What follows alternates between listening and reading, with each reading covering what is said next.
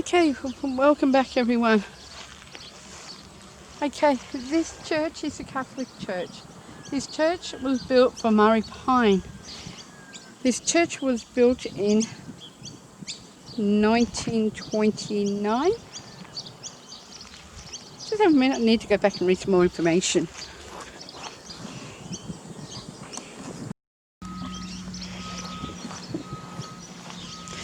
Okay. Oops, sorry Kate. Welcome back again for the second time. I better explain what happened. I wasn't fully on my information about this church. So I actually went back up to the board that is dedicated to this. I ended up finding out a little bit more information. So here we go. This church was originally built and owned in the 1800s, okay? Opened in 1929. For the opening, it was a bishop that came here in July 1914. Okay, during the time between 1925 and 29, actually the bishop resided over this church until the land was donated.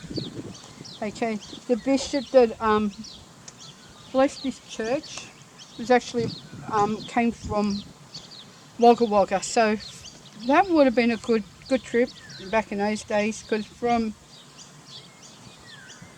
Daysdale to Wagga Wagga, I reckon it's around about an hour and 40 minutes drive, give or take. Okay, I'm not too sure on how far.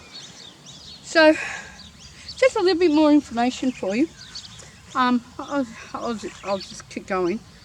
As I was reading the plaque board here, I ended up finding out, remember how I was standing in front of the Exchange Hotel? Well, you would not believe this.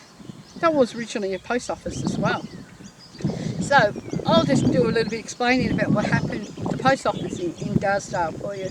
The post office was opened in 1876 at the Exchange Hotel.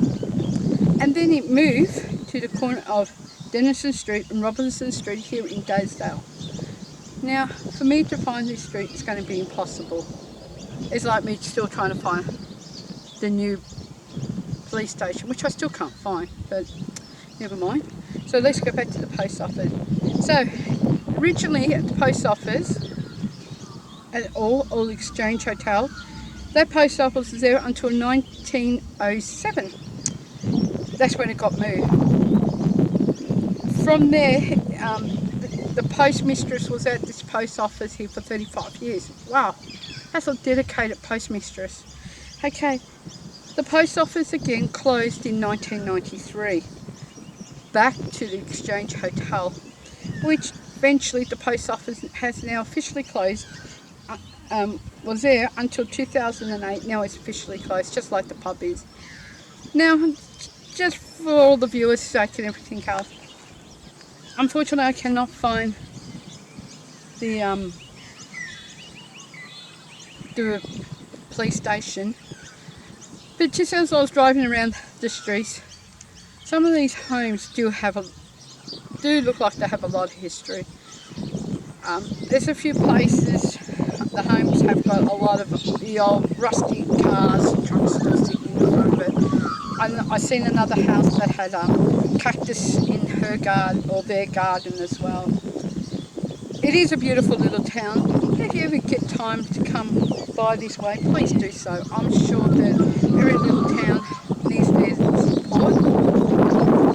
The best advice I can give you about Daysdale, they do not have any shops open for like tea, coffee, cakes and stuff. That's unfortunately. The nearest town for that is definitely Oaklands, and you can't miss that sign because it says, and just an extra 30 minutes down that main road called Corora Road, there is a little town called Oaklands. It does have a takeaway shop, and it does have a fuel stop as well, which is called Days. Is that called Days? Is in things called Corinne Street in Oaklands. Okay, the little takeaway shop is not too bad. Quick snack, cup of coffee, you name it, they got it. Well, unless you want to drive back and head back the other direction into Corora, where you got all the main big shops, a lot of opportunities to go there for a coffee. as time goes on, I will show you a little bit more around Oakland, Urana, and down in Corowa. I know that they do have a place called the Corowa Chocolate and Whiskey Factory. They do have an old railway station there. They have an RSL club there. You name it, they got it. It is a big town. Further out past Corowa, there's a little town called How Long? Yes, you heard right. It's called How Long. Okay, yep, we know it's fun. That is full of history too.